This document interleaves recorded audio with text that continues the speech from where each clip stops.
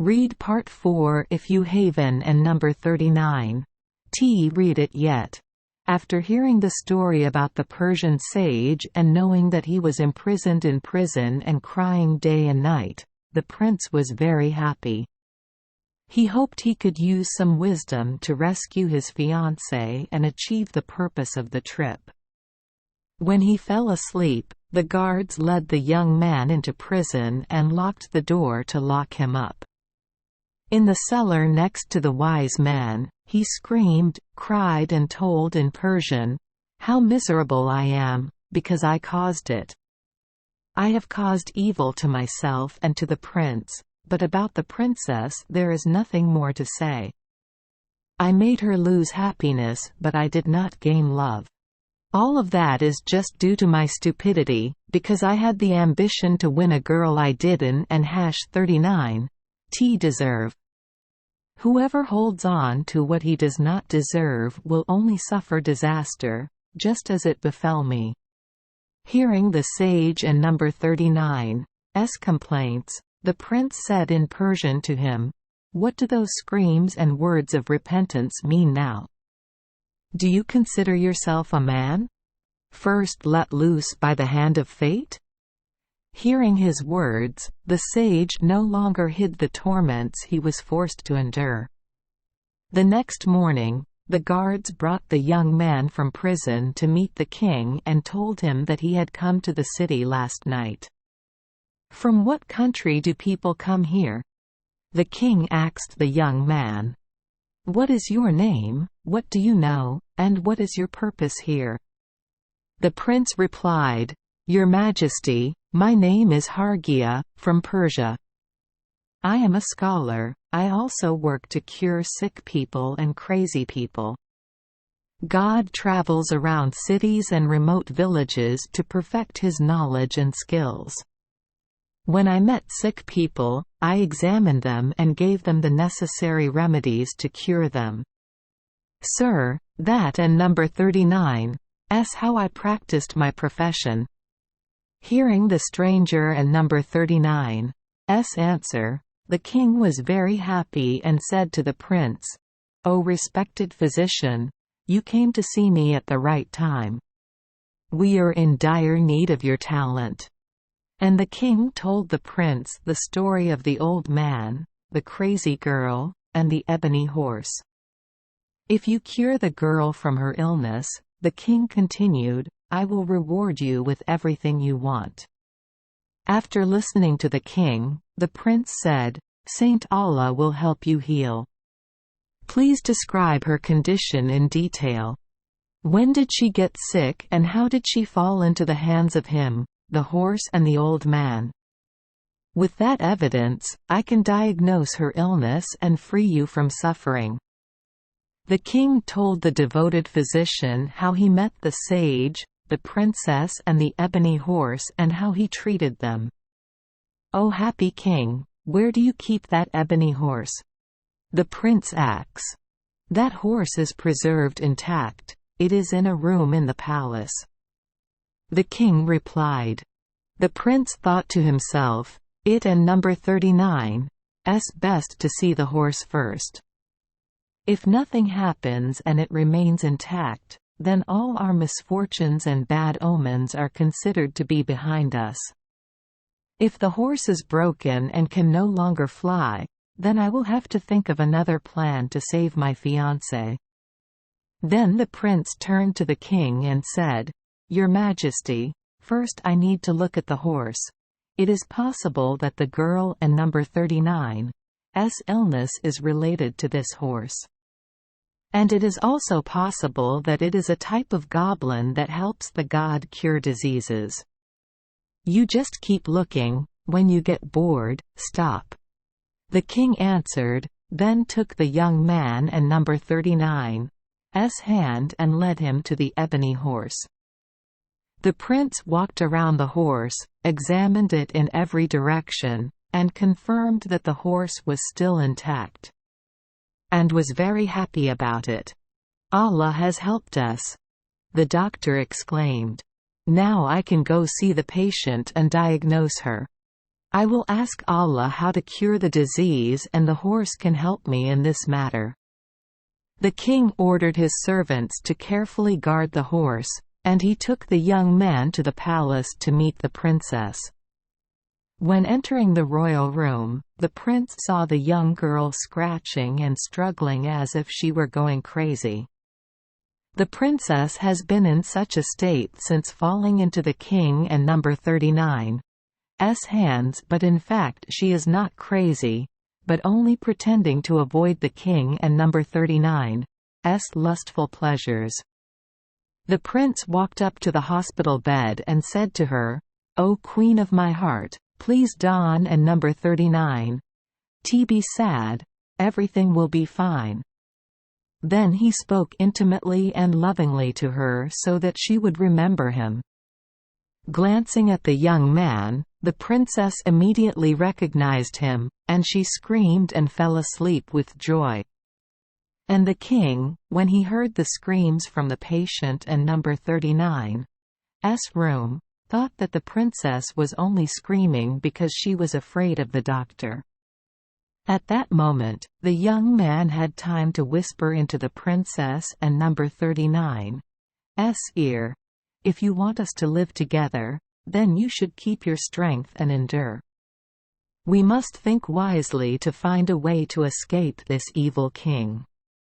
Now, I will tell him that you have symptoms of madness and I promise to cure you of the disease. If he allows her to be free from shackles, she must welcome him cheerfully when he comes here, must speak to him gently and politely. Let him think she and number 39's on the mend. Then, we will easily achieve what we want." The princess replied, "I will do my best." The prince was very pleased, happily went to meet the king and said to him, "O happy king, let joy fill your soul. The patient is recovering by taking the God and number 39's medicine. Please come in and talk to her lovingly and promise her something to make her happy, that will satisfy you." The king hurried in to see the princess. As soon as she saw the king, she stood up, went to him, knelt down, kissed the ground before him and respectfully greeted him. The king was very happy and ordered his maids to take her to the bathroom. The maids who came to meet the princess were respectful and polite, and the princess also greeted them lovingly. After that, they led her into the bathroom and dressed her in a beautiful dye only royalty could have, put a diamond necklace around her neck, put precious gold bracelets on her hands, and the belt is also made of gold and encrusted with precious gems. The princess came out of the bathroom more gorgeous than the moon. She went to the king and bowed to him. Seeing that the princess was healthy, the king happily said to the boy, "You have brought health and beauty to our queen. May Allah grant you the next glorious days of your life." "Your Majesty," the young man replied, "in order to cure the illness and restore the beauty and number 39's health completely, you and your entourage and army need to go to the grassland where you found her." The order to bring out the ebony horse had instilled in her an evil, demonic force. "I will drive that demon away from the queen, kill it, and then she will no longer be sick. I and number 39's am willing." The king answered the young man and ordered the ebony horse to be brought to the meadow, where he met the sage and the princess.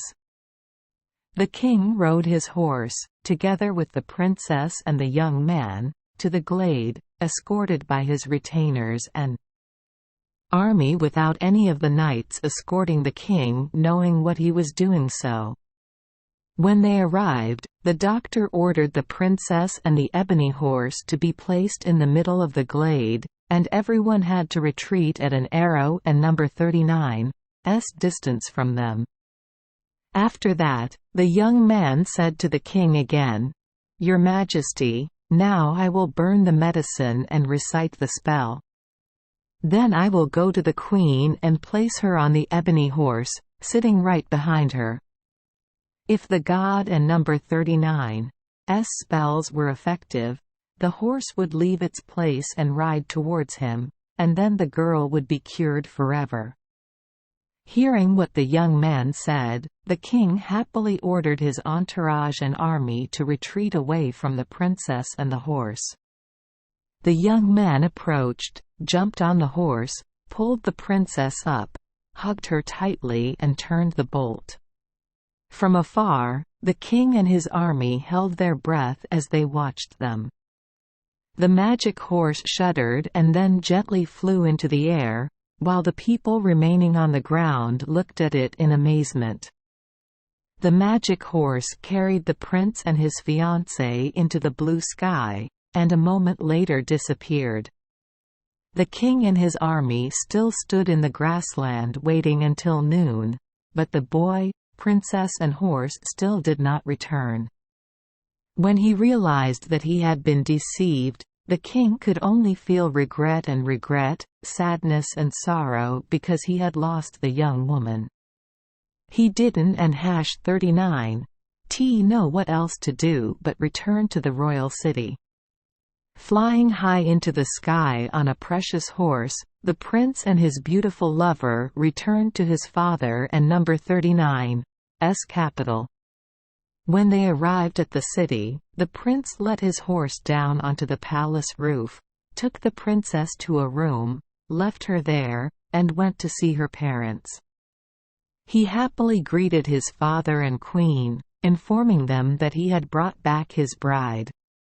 Seeing their son again and hearing the good news of the princess and number 39's presence, the king and queen were extremely happy. As for the Turkish king, when he returned to the palace, he stayed there alone and did not allow anyone to come see him. Sadness invaded his heart because he had to live in loneliness. A few days later, and the ministers came to comfort him. There is no doubt that the person who stole the queen was a magician. Allah saved him from spells and evil forces. They kept comforting him like that until he calmed down and forgot about the girl. Meanwhile, in his capital, the prince held a jubilant party that lasted exactly a month. After the party ended, the king and number 39's father ordered the ebony horse to be destroyed, breaking all its control pins, so that it could no longer fly and no longer bring fear to people. After that, the prince wrote a letter to the king and the princess and number 39's father, telling him about how he and his daughter held a lavish wedding ceremony to live in joy, happiness and joy. After sealing the casket, the prince gave the letter and many rare gifts to his messenger and sent it to the city of Zana. Arriving at Zana, the capital of Yemen, the messenger gave the letter and gifts to the king and princess. Reading the letter, the king was overjoyed. He received the gift and solemnly welcomed the envoy. After that, he ordered the preparation of suitable gifts for his son-in-law, then asked the same messenger to help deliver them. He returned to meet the prince and told him about how the king and princess were very happy when they received the good news and gifts. Then every year, the princess and number 39's father received a letter from the bridegroom, and he also wrote a letter to reply to him. As for the gifts, there was no telling anymore. It continued like that until the prince and number 39's father died, and he ruled in his place. Becoming king, the prince ruled his country with integrity and generosity. And by doing that, he won the love and respect of his subjects. Run out of. Thank you for joining us for today's fairy tale. We hope these stories bring joy and meaning to your day. If you love our channel, please hit the subscribe button so you won't miss any exciting tales. Wishing you a good night and sweet dreams. See you in the next story.